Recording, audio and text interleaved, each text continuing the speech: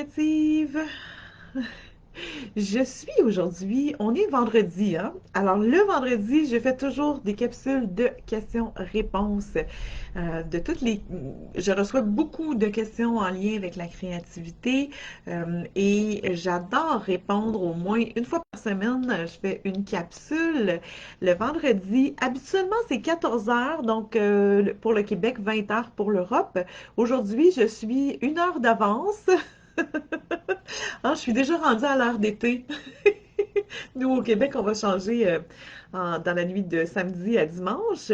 Et en Europe, vous allez changer dans 2 semaines à la fin du mois. Alors moi, je suis déjà en avance sur cet horaire d'été-là. J'ai hâte que ça arrive.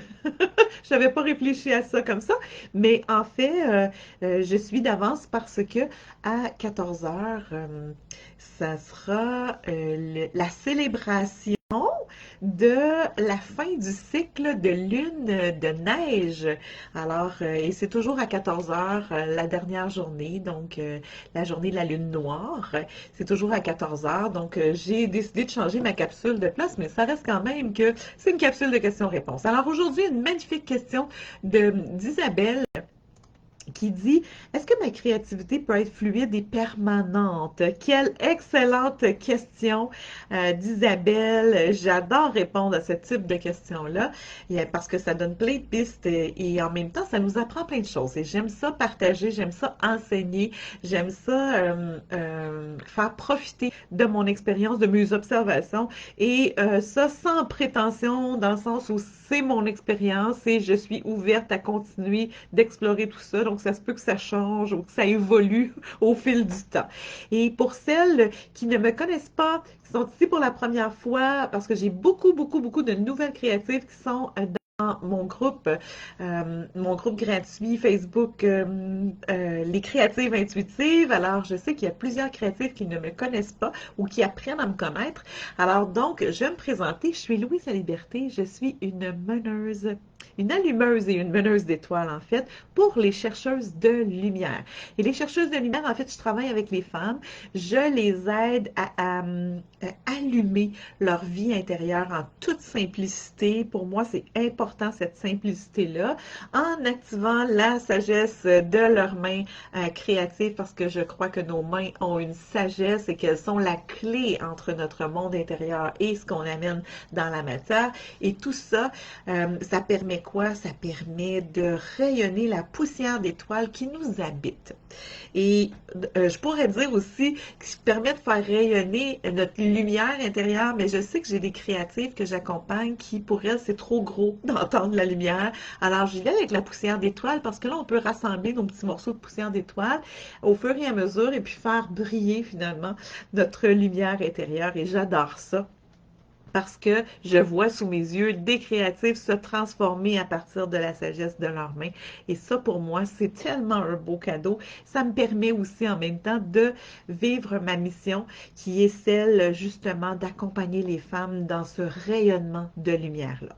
Alors donc, aujourd'hui, une question d'Isabelle, une nouvelle créative intuitive, il y a quelque temps, qui m'a demandé, est-ce que ma créativité peut être fluide et permanente? Alors, la réponse courte, ma belle Isabelle, c'est oui.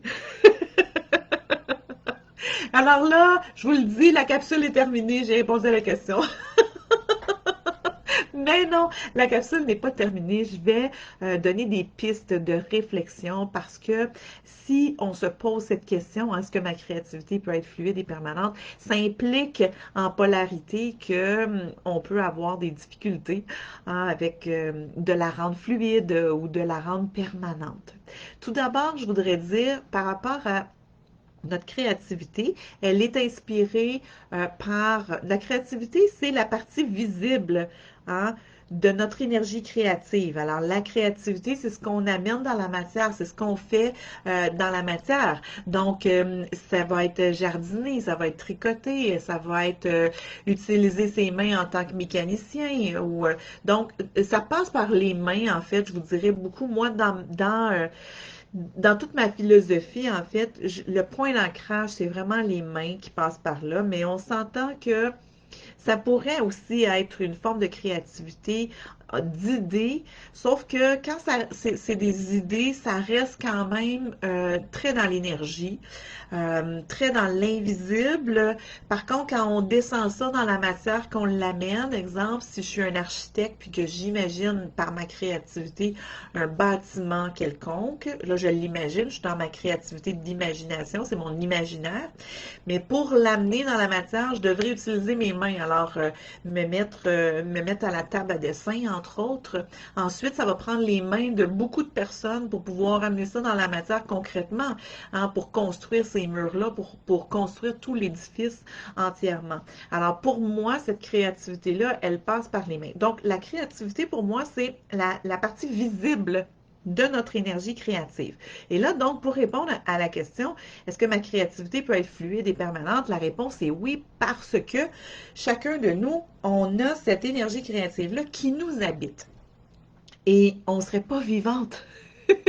On ne serait pas vivante si on n'avait pas cette énergie de vie-là qui nous habite. Et en plus, en ce moment, comme c'est le printemps qui arrive, le printemps, c'est le réveil de l'énergie créative de la nature, en fait, un grand réveil en tant que tel.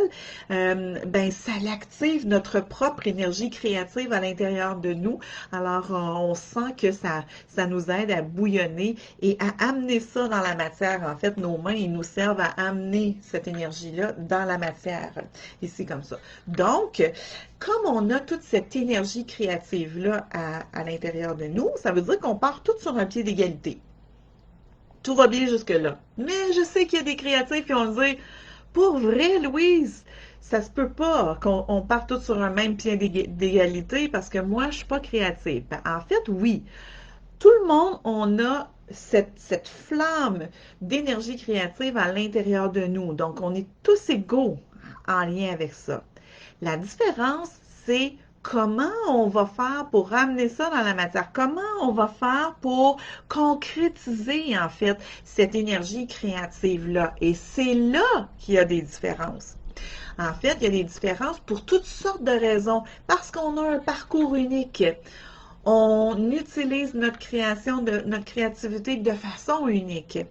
Et ça veut dire qu'on l'utilise ou qu'on l'utilise pas, parce que dans notre parcours unique, ça se peut très bien qu'on ait grandi dans une famille qui était une famille qui ne croyait pas du tout aux arts, au bricolage, à tout ce qui avait rapport avec l'activation des mains. Ça se peut, ça, hein, de vivre dans une famille comme ça. Et donc, on valorise pas ça. Exemple, on pourrait valoriser le sport, exemple, mais pas valoriser les arts. Ça se peut très bien. Alors donc, chacune, on a notre parcours unique. Et ce parcours unique-là fait en sorte qu'on a utilisé plus ou moins notre créativité pour l'amener dans la matière, pour qu'on puisse voir ce qu'il y en est. Et ça fait appel aussi au fait que on a des croyances à l'intérieur de soi, on a des blocages. Quand je parle de blocage, des blocages créatifs, entre autres, on en a toutes. Des blessures créatives, on en a toutes. OK? Évidemment, on a des blessures créatives aussi à des degrés différents. Ça dépend de ce qui s'est passé dans notre vie en lien avec ça. Alors, ça se peut qu'enfant, on avait tendance à être très attiré par les dessins, les bricolages, par l'art, par essayer des choses. Moi, je me souviens, entre autres, j'avais à peu près 6 ans. C'était la sieste dans l'après-midi et fallait se reposer quand même si je dormais pas. Alors, j'étais dans ma chambre et là, moi, j'étais toujours en ébullition, là. Je vous le dis, il y avait toujours quelque chose qui ébullitionait. Et discrètement, je suis allée dans la salle de lavage juste à côté, donc où est-ce qu'il y avait la poudre à laver et le bleu à laver. Dans ce temps-là, il n'y avait pas le détergent à lessive n'était pas liquide. C'était de la poudre et il y avait du bleu à laver aussi qu'on mettait dans l'eau pour rendre le blanc plus blanc. Alors, je suis allée subtiliser ça dans la salle de lavage. Je suis revenue dans ma chambre, mais là, je voulais faire quelque chose avec ça. J'avais rien à m'apporter. Alors, c'est pas grave. J'ai ouvert le tiroir de ma commode, le premier tiroir de ma commode, et j'ai poussé les choses. Et puis là, j'ai versé la poudre à laver, j'ai versé du bleu à laver par-dessus, puis j'ai mélangé ça. Je me suis vraiment amusée. J'ai refermé ça après. C'est quand ma mère a trouvé ça. C'était vraiment très drôle. Je ris là, mais je me souviens pas qu'elle me chicanait en tant que telle, mais bon, je sais que c'est un beau moment. Puis en plus, j'ai eu ce moment-là longtemps dans ma tête parce que j'ai encore cette commode-là dans ma propre chambre avec mon conjoint. On les a toutes décapées. Et en fait, je vous dirais, on a fait ça, j'avais peut-être 24 ou 25 ans, donc ça fait quand même il y a 30 ans. Mais à ce moment-là, quand on les a décapées, il y avait encore des traces de bleu à laver dans le fond du tiroir. Alors, donc, tout ça pour vous dire que là, moi, j'ai pas été grondée. Fait que ça veut dire que j'ai pas eu de blessure créative. Sauf que si j'avais été un enfant qui avait fait ça et qui s'était fait gronder, ça aurait pu créer une blessure créative. Et là, ça veut dire que la prochaine fois qu'il y a un élan créatif, on se retient un petit peu. Et puis là, ben, il y a une autre blessure qui arrive, exemple, un copain de classe qui passe une remarque sur un dessin ou une composition qu'on a fait en classe. Et là, cette remarque-là, elle vient nous blesser. Donc là, la prochaine fois qu'on a un élan, on se retient encore un petit peu plus. Alors donc, c'est ça qui fait la différence de la fluidité et de la permanence en fait, de notre créativité en lien avec notre histoire personnelle. OK? Ça, c'est la première chose qu'il faut savoir. Donc, est-ce que ma créativité peut être fluide et permanente? La réponse est oui, dans la mesure où on travaille à transformer ces blessures-là, si on le veut, évidemment, si on sent que c'est vers ça qu'on veut aller, mais de transformer ces blessures-là, ces croyances-là, pour les transcender en levier pour continuer à évoluer avec notre créativité et la rendre donc plus fluide, la rendre donc plus permanente. Fait que ça, c'est la première partie. La deuxième partie, est-ce que notre créativité peut être fluide et permanente? Je dis oui aussi, mais dans la mesure où ça respecte aussi le cycle créatif. Alors, je m'explique. C'est que j'ai remarqué dans la société, on véhicule depuis des années, et je vous dirais que la télévision a fait en sorte que ça véhicule beaucoup ça, c'est que pour pouvoir explorer sa créativité, il faut avoir des plages de temps parfaites, un atelier parfait, un moment parfait, une ambiance parfaite. Vous comprenez ce que je veux dire? Et là, ça fait en sorte que dès qu'il y a un moment qui passe, on le laisse passer parce qu'on trouve toujours qu'il y a quelque chose de pas parfait. Ah, j'ai pas le matériel parfait qu'il me faut pour ça. J'ai pas le temps, j'ai pas le temps parfait pour pouvoir aller dans mon espace création, entre autres. Et là, ça, ce que ça fait, c'est que ça bloque l'énergie créative. Ça bloque l'énergie créative parce qu'on est dans notre tête. J'ai rien qui est parfait. Mais quand on connaît le cycle créatif, on se dit, d'accord, le cycle créatif, là, ce qu'il m'offre aujourd'hui, c'est quoi? C'est d'avancer un petit peu plus sur mon fil de vie créative avec le 5 minutes que j'ai, avec le 10 minutes que j'ai, avec les crayons que j'ai, avec le moment que j'ai, l'espace que j'ai ou l'ambiance qui est là, tout simplement. Et ça fait en sorte que ça rend le cycle créatif plus fluide parce que on envoie le message. OK, moi, j'ai 5 minutes.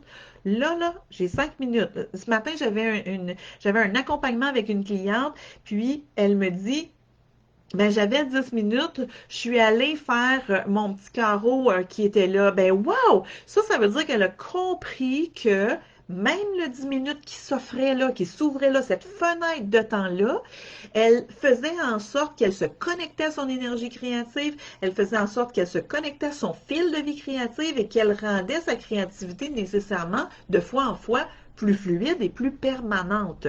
Alors donc, le cycle créatif, ben, quand on le nourrit, OK?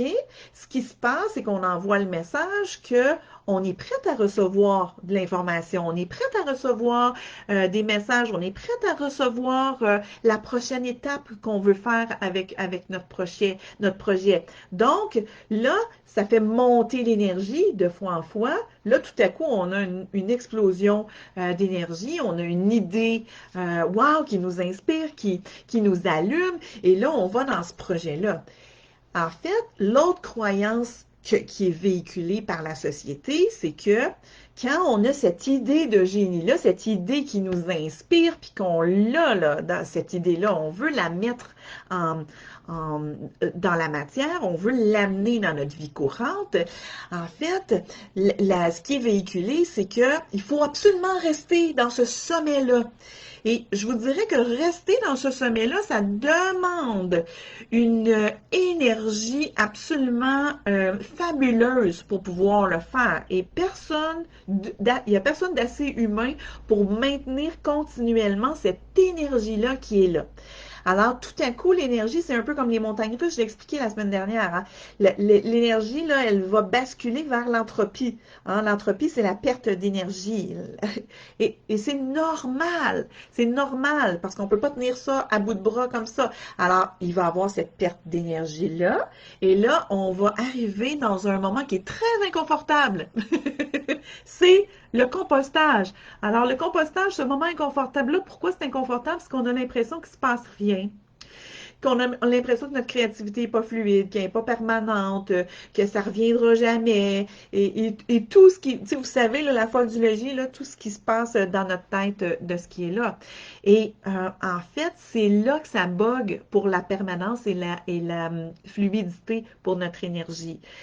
Ce qu'il faut, parce que on respire avec notre idée qu'il ne se passera plus rien. Hein, qu'on était super bien. Oh, on était tellement bien quand on avait notre idée puis qu'on était dedans. Puis là, il se passe rien. Comment ça? Est-ce que je suis normale?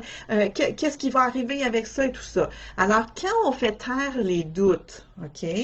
Ou que s'il y a un doute qui remonte, on le reconnaît, puis on le laisse passer, donc le doute dure moins longtemps, puis qu'on fait seulement s'arrêter, être en écoute active, hein, s'arrêter. L'écoute active, on peut la pratiquer avec l'écriture, on peut la pratiquer avec la méditation, on peut la pratiquer en allant marcher en forêt, on peut la pratiquer en se connectant avec une plante qu'on a à côté de soi. Et tout ça, en fait, ce que ça fait, c'est que ça nous garde l'esprit ouvert pour continuer de recevoir des informations qui vont nous aider à remonter dans le haut du cycle. Et là, donc, si on veut que notre créativité soit fluide, qu'on ait cette perception-là que notre créativité soit fluide et qu'elle soit permanente, il faut nécessairement, dans notre quotidien, aller poser des gestes qui vont envoyer ce signal-là à l'énergie créative. Hein? Il faut garder notre téléphone ouvert. Hein? Parce que quand on ferme notre téléphone, il n'y a plus de géolocalisation qui est possible. Là, en fait, ce qu'on veut, c'est que l'énergie créative elle soit capable de nous géolocaliser. Et ça, je trouve ça vraiment une excellente métaphore. Géolocalisation, c'est ma première fois que je la trouve. Je vais la garder. Là, oui, c'est ça. Alors donc, si on ferme notre cellulaire, ben, on n'envoie plus de signal, mais on ne peut pas recevoir de signal non plus. Alors, ce qu'on veut quand on est en période de compostage, c'est garder notre téléphone ouvert. Ça veut dire quoi, ça, concrètement, dans notre vie courante? Ça veut dire euh, continuer de faire des petits gestes autour d'eux. Continuer de s'asseoir pour écrire, même si on ne sait pas ce qu'on va écrire. Continuer de s'asseoir pour créer, même si on ne sait pas ce qu'on va créer. Là, ça veut dire quoi? Ça veut dire, ben, ça se peut que ce soit juste faire du collage de couleurs, puis c'est tout. Hein? Ça se peut que ce soit juste essayer mes crayons, essayer toutes les couleurs qu'il y a dans mes crayons. J'ai 96 crayons, je vais essayer les 96 couleurs sur la feuille. Ça se peut que ce soit juste placer votre matériel. Ça se peut que ce soit juste aller marcher dans la nature et revenir avec une récolte que la nature m'aura offert. Alors, trouver par terre un caillou ou une branche qui nous inspire et tout ça et la ramener. Donc, il faut juste rester le cœur et l'esprit ouvert, que cette fluidité créative, elle est là, OK? Mais qu'elle ne peut pas être toujours égale. C'est impossible. La vie n'est pas une ligne droite. C'est exactement la même chose pour notre créativité. Ce n'est pas une ligne droite non plus. La vie, là, c'est, je le dis très, très, très souvent, la vie, c'est de multiples cycles qui sont accrochés, amalgamés ensemble et qui sont plus ou moins grands. Alors, il y a des tout petits cycles Hein? Il y a des grands, grands cycles, puis il y en a des plus grands. Mais tout ça, c'est accroché ensemble, c'est comme une chaînette, un chaînon, en fait. Et en plus, cette chaînette-là, ce chaînon-là, ça monte en spirale. Ça monte en spirale vers le haut, une spirale qui est très grosse à la base et qui devient de plus en plus fluide vers le haut. Lorsque quoi? Lorsque on est dédié à notre propre développement personnel par l'activation de nos mains, par notre créativité intuitive, par tout ce qui a rapport avec la création. C'est ça qui se passe. Alors donc, la réponse, est-ce que ma créativité peut être fluide et permanente? Oui, dans la mesure où vous vous engagez à reconnaître cette fluidité-là, à reconnaître cette permanence-là, et que c'est vous qui avez ce pouvoir-là. C'est vous qui avez le pouvoir de la rendre fluide, c'est vous qui avez le pouvoir de la rendre permanente et de faire face aux obstacles que vous rencontrez et de célébrer les victoires que vous avez. Ça fait toute la différence et ça parle de quoi? Ça parle de l'amour de soi. Ça peut pas être autre chose. Alors, quand vous vous engagez sur votre fil de vie créatif, vous le faites par amour de vous. Alors là, on va utiliser la tendresse, on va utiliser l'amour de soi, on va utiliser la douceur, la bienveillance et accepter ce qui est, tout simplement. Accepter ce qui est là, tout simplement. Alors, ça fait le tour, je crois, de répondre à cette merveilleuse question d'Isabelle. Est-ce que ma créativité peut être fluide ou permanente? J'espère que ça vous a donné des pistes complémentaires pour arriver à avancer un petit peu plus. Hein? Je sais que parfois je répète des choses, c'est important, on a besoin d'entendre plusieurs fois de différentes façons, tout ce qui est en lien, en rapport avec tout ça, et que tout à coup, il y a un petit bout qui se fait. Puis là, on gagne en confiance, on gagne en compréhension, on gagne en enseignement de ce qui est là. Et dans les petits bouts, je termine ceci. Moi, je m'en vais en vacances pour une semaine. Donc, je ne serai pas là pour une capsule la semaine prochaine, mais je crois avoir le temps de vous programmer une de mes capsules les plus populaires des dernières semaines, des derniers mois. Si vous voulez la réécouter, vous pourrez la réécouter. Et à mon retour, le 22 mars, ce sera le printemps. Et officiel, hein, l'équinoxe du printemps officiel, on va célébrer ça ensemble en faisant justement un petit geste pour activer notre énergie créative intérieure, puis célébrer cette énergie de vie que le printemps nous propose, de participer avec lui en faisant un atelier de power de papier coloré. Alors, c'est un atelier où on crée des papiers avec plein de couleurs. Là, je m'inspire toujours de la saison. J'en ai 4 par année.